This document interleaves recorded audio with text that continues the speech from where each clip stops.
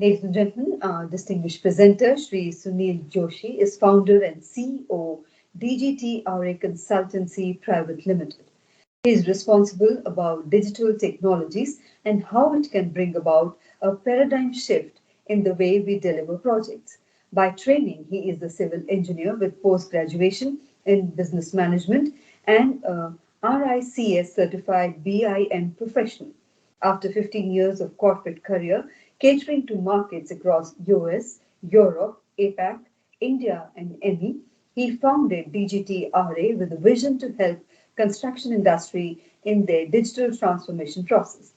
He is also a visiting professor and a member of Board of Studies at MIT College of Management. Mr. Joshi has been working closely with large construction houses in India as their strategic BIM advisor and has been instrumental in re-engineering the business process to adopt technology. A very warm welcome to you, sir, and over to you for your presentation.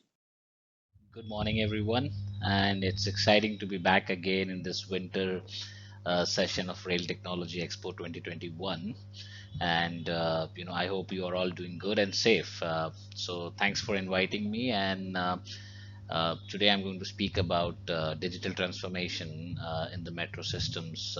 Specifically connecting two important things. Like one is understanding on a high level in terms of what we're looking at metro, one of the rising sectors and an area where probably India is committed to spend in the coming years. And the second one is digital transformation. So how this will become a very integral part of the infrastructure development that we are actually anticipating in the country. So moving forward, before I kind of jump deep into talking about digital transformation, it is very important to understand that there is a dedicated focus by the government to promote this sector, because it's said well that the movement of your people, the more fluid it will be, the more efficient it will be, it will contribute to the growth. So every single money that you spend in development of infrastructures related to the movement of people, I think it's going to result in much transformed and multiplied contribution when it comes to the overall national performance.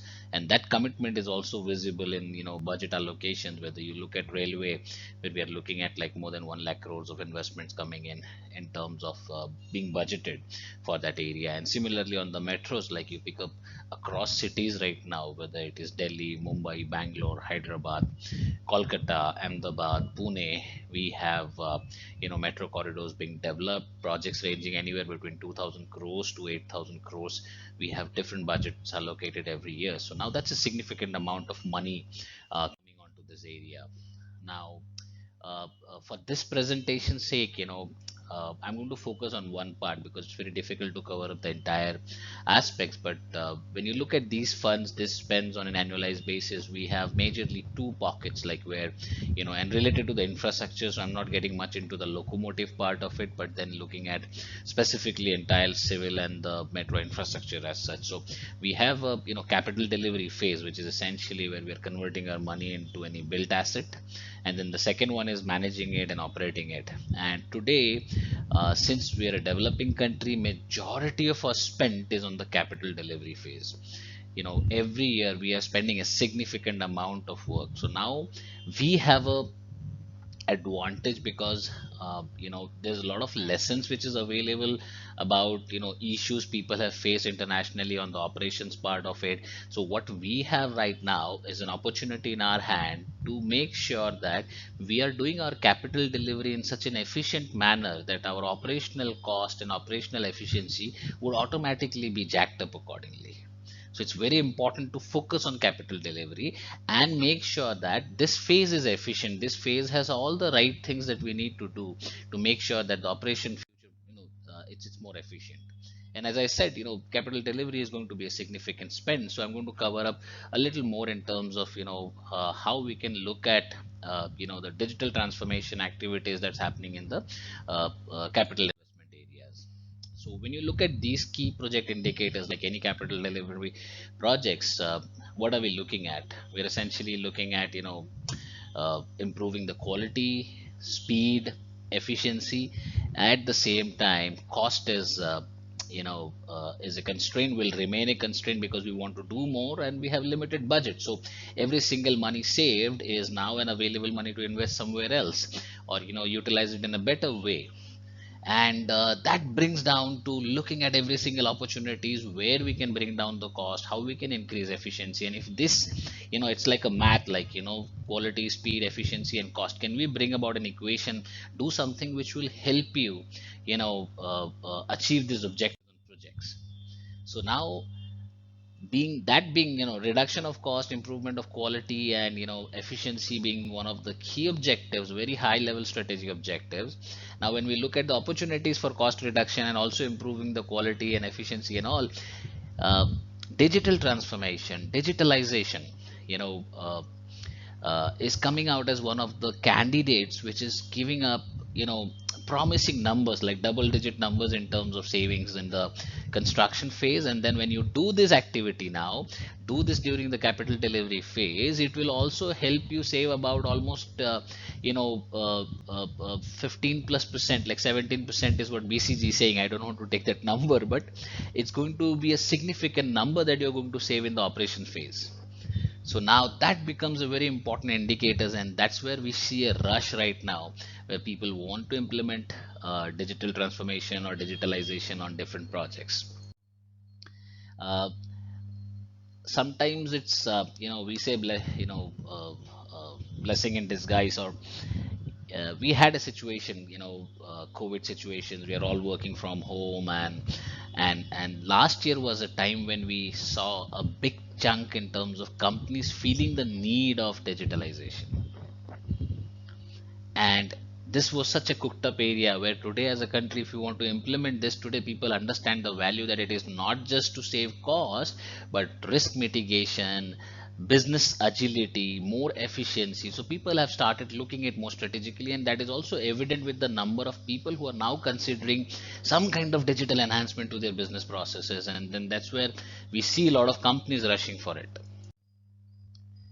There is one more reason to it, uh, and that reason being, uh, you look at the construction industry, about you know majority of the people, if I take the total number of Zoom or any web meeting users in India, as on date, I can confidently say that 50% of those users never existed before COVID. And that is very true for construction also. There are so many people who never use the web meetings, never use the digital tools for any kind of efficient discussions. They were all constrained to the existing way of working. Now if you look at this digitalization index which was published by McKinsey, here also we see that construction is like just the second bottom. I mean, from if you look at the list, where you look at the other industry, there is a huge amount of opportunity in construction for creating digital content, for creation of processes which can actually help consume the digital content. So there is a huge amount of opportunity now, because other industries might be at a mature stage. If you really look at most of the professional companies, like the companies who were working, who were international, they were not much impacted because of the COVID breakdown, because they were used to collaborating, they were already adopting these processes as a part of their regular business workflow. If you look at Facebook, if you look at Google, most of the people used to work in a remote location, in different diverse environment, and they were quite efficient. So when they were forced to work in a from a remote location or from home, they did not face the need to panic, or to kind of suddenly change their habits and things like that. It was a very comfortable change. So their ability to respond to the the incident, or to that particular event, was very very positive and very very assertive. The same thing, a lot of other industry panicked. They started setting up processes, they started calling people, teaching them, sudden training was organized. So now in digital transformation is also the same thing. If you do it proactively, make it as a part of your business activities, then most risks are very proactively addressed, and you are actually covering up those risks very efficiently. Same thing, if you stay away from it, if you feel that it is not for me, then there will be a time when you will be forced to do things, you will be forced to deliver digital activities, you will be forced to adopt to digital processes, and then that would become like a little bit of a disturbing moment. And most people sometimes succumb to those situations. So here in construction industry, while we have the situation where the current digitalization index show is at very low, that's also the huge opportunity. So in the construction sector, if we are talking about digital or any kind of digital transformation activities, this is a sunrise sector for next 10 years. I mean, that could be still conservative, but I'm just saying that this is not going to see any downturn, because there's huge opportunity out there, because the business as such need to improve. Having said that, now I've used different words. I've used the word digital, I use word digitization, digitalization, digital transformation. So sometimes it's confusing. It took us some time to digest this, but yes, these are different terms, different terminologies. So what exactly it mean, and how we should be looking at it. So I'm just going to give a very simple kind of an example here. When we create, like, it's a process, like, it's a process of digital transformation is something where you reach like a maturity, where you are transforming a business model, or where you are creating new business models. Now, to achieve there, the first thing that you need is digital processes. You should have a process that talks with digital content, and to implement digitalization, you need digital content. So the struggle here starts is, most capital delivery projects lays your foundation for digitization. And along with that, during the capital delivery itself, you have a huge amount of digitalization also, in terms of PMIS or in terms of other platform. And then during the operation phase, these investments of having a digital content, having a digitalized process, helps you in terms of transforming your business processes. And that's where you say that now I'm using digital print, now I'm using this dashboard, now I'm using this. So that's where you actually get into a transform business model. But the journey is not so easy. The first part is in terms of, like, for example, if we say from a metro project, now we are digitizing content. What kind of content? The information related to our tracks, the information related to our stations, the information related to all civil infrastructures, all machineries, all equipments, their specifications. You see, there is a plethora of information available, and if we are able to bring those information, and now when I'm saying digitization, it is not just about that I have scanned this document and digitized, because we are trying to digitize in a format which is intelligently utilizable. You can use those information again and again, we can reproduce those information, you can plug those information in some other platform. So we are now talking about creating more organized and usable content, as compared to just dumping or creating digital files. Okay, so this is essentially the three difference. So keep this in mind. So whenever a company says, I want to implement digital transformation, there are a lot of construction companies sometimes that comes and say, no, I want to implement digital transformation. The first question is, what kind of environment do you have? Do you have an environment that is producing digital content? Have you done digitization of your existing information ecosystem? So if you have not done that, then you need to talk about doing the first thing first, like digitize this environment, implement digital processes, so that digital information, people can transact with each other, and then ultimately it is digital transformation, where you kind of implement different things. I'll give you simple examples also. you know Here I spoke about, from a metro perspective, like compared to traditional drawings, documents, we are talking about creating digital models, information models. And these are intelligent. Intelligent means it is not just beautiful 3D that you see, it is all about having intelligent parameters, intelligent attribute data attached to this 3D. So that's what we are calling about, creating digital content. The second thing is also very important. Like I said, we are in an opportunistic time frame. COVID helped us in terms of really do a very quick crash course of digital transformation, how things will change, and how we should bring in more agility and more resilience in terms of responding to such kind of situations in future. Same thing is in 2018. the first global digital information standard was issued, and now there are upgraded standards available. Now this is where we will be able to bring in consistency.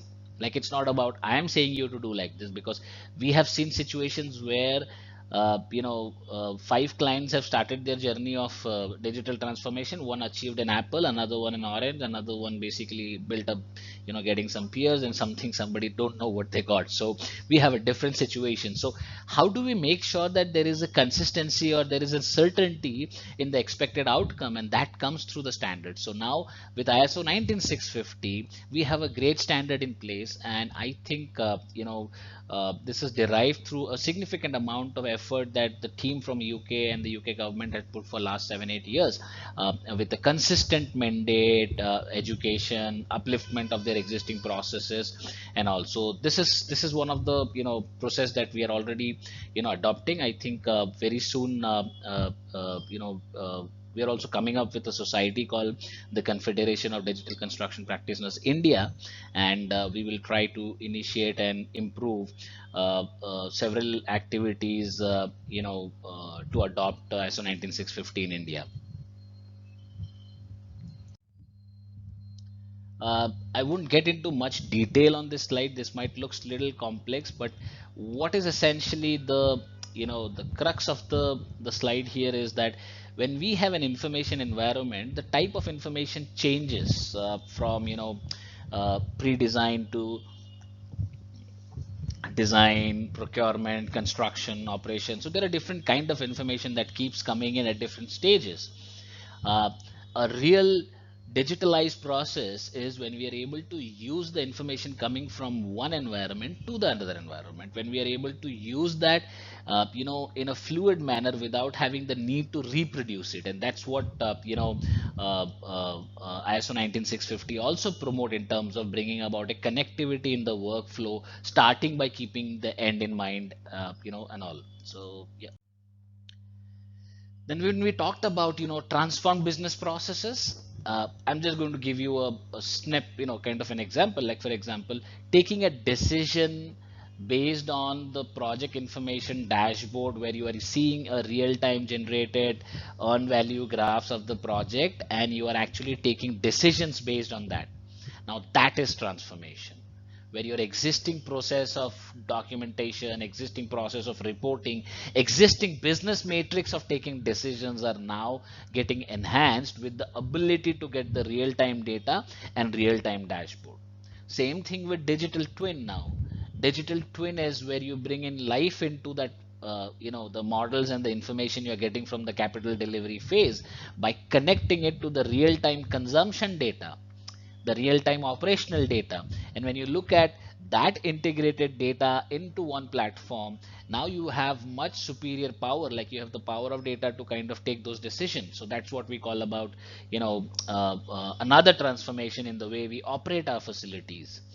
Commanded environment, commanded environment in a sense is something where probably we can go and store all the project related information repository in one place. So now, previously, if I'm actually looking at 10 different sources of information, now a common data environment is a single source of truth for all the stakeholders. Now that's transforming a lot of business processes, that's eliminating a lot of need, like drawing register, traditional way of uploading drawings, sending drawings. Now those businesses are basically, business processes will get enhanced with the implementation of a real-time common data environment. So these are just a snippet example, and there could be more. I have not spoken about much on the the capture industry, which is the digital captures, where we are scanning the properties, we are scanning the infrastructure to kind of bring that real-time aspects and real-time data onto the design board. Similarly, there are GIS systems that is integrated with one of these systems to kind of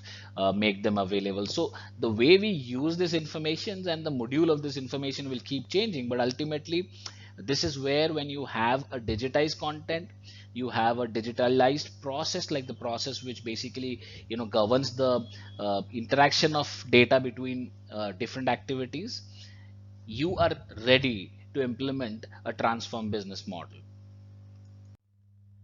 This is again repeating the same thing. building up reusable data, eliminate human interventions, establishing transformation, transparent organization, and then the last one being where you are now talking about using the data, to enhance your decision making, and that's where the impact on business model starts coming in.